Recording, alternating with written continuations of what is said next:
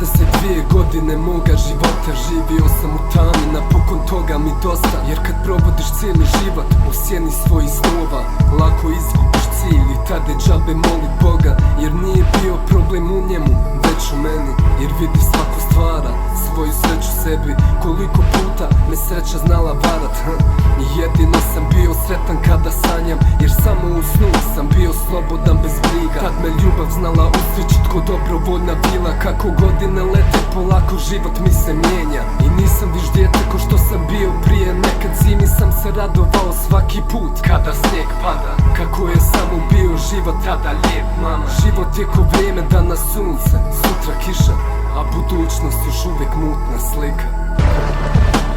Život je ko vrijeme, danas sunce, sutra kiša, a budućnost za nas ostaje još uvijek samo mutna slika.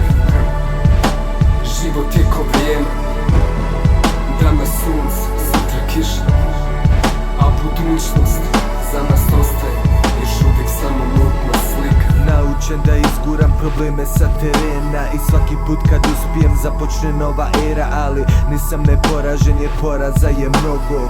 Dirao vatru, a sreći rekao s Bogom.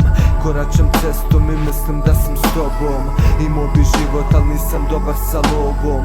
Plivo bi dalje, ali spred mene je vir. Ja trčo bi dalje, ali spred mene je zid.